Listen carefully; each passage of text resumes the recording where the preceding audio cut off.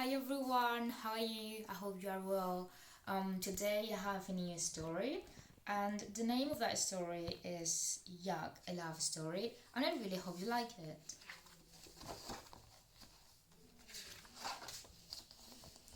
Austin Rupert had a brown dog named Fresco, a best friend named Stenberg, and a red bicycle. His life was full. One day, a new family moved in next door. They have a girl who's your age, Austin's mother said. Her name is Amy. Yuck, Austin said. Why don't you go over and welcome her to the neighborhood? Mrs. Rupert said. Austin walked over and knocked on the door. Amy answered.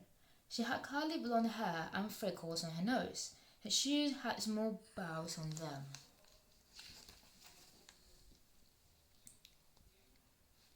The Tyrannosaurus rex has 50 teeth, Austin told her.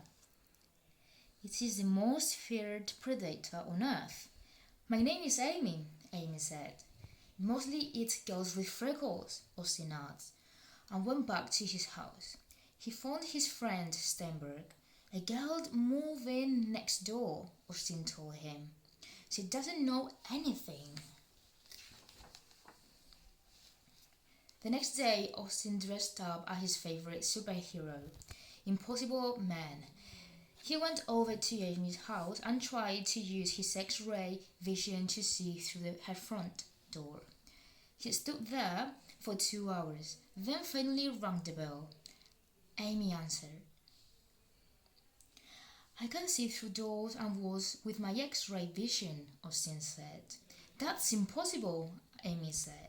That's why I'm called Impossible Man, Austin said, and went home. Why do girls have to live next door to him? He thought. Why do they have to live anywhere? 3 days went by. Then Austin built a life-sized statue of an Apatosaurus out of popsicle sticks in Amy's yard. It was bigger than her house. Amy came out and stared up at it. Dinosaurs have very small brains, Amy said.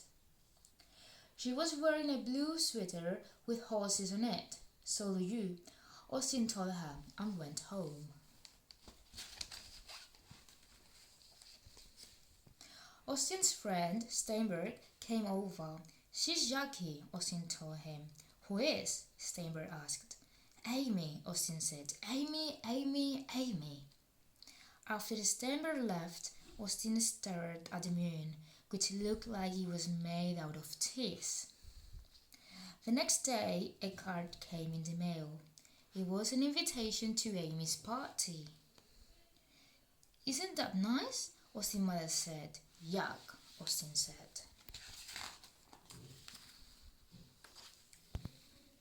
The night before Amy's birthday, Austin dressed up as a cowboy and went out into his yard with a very, very long rope. The moon was as round as a plum.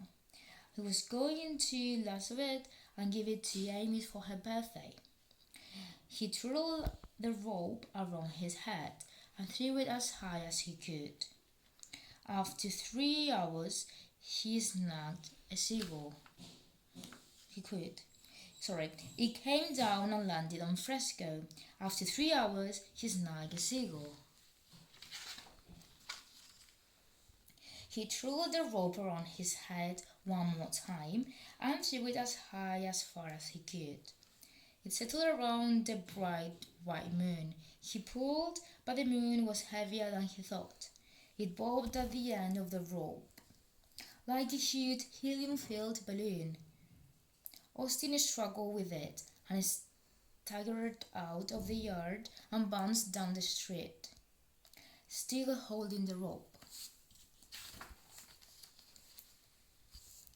As he tried to pull the moon closer, the rope got hooked on a truck heading east. By the time Austin unhooked himself, he was out in farm country, still wrestling with the moon. leaping through a field, trying to avoid the cows. Then the rope caught on a train heading south, and Austin was halfway to Mexico before he rolled free. He pulled the moon a little closer and it snagged on an airplane flying west. Then he dropped onto a boat sailing north. By the time he got back home, Austin had been to 22 countries. A polar bear had eaten part of the moon in the Arctic. It was a bit soggy and there was a dent on one side, but Austin had the moon back just in time for Amy's party. He tied it to a tree in her yard and went in.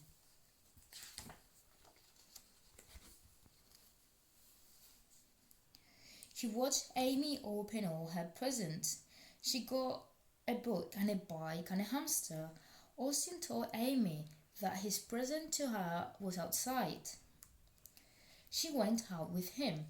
Her birthday dress was red and it shimmered slightly when she walked. "Thank you, Austin," she said when she saw the moon. "It's awfully big." "It's the moon," Austin said. "It only comes in one size." The moon, it turned out, was made of cheese, blue cheese. It didn't smell so great, actually. Amy broke off a piece and tasted it. "Yuck," she said. She offered a piece to Austin, who tasted it.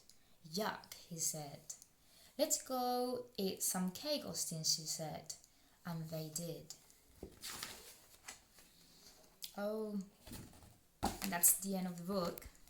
And what do you think, guys? Did you like the story? What do you think about the present? Do you think it's a nice present? And well, I really hope you like the story and I will see you very soon. Bye!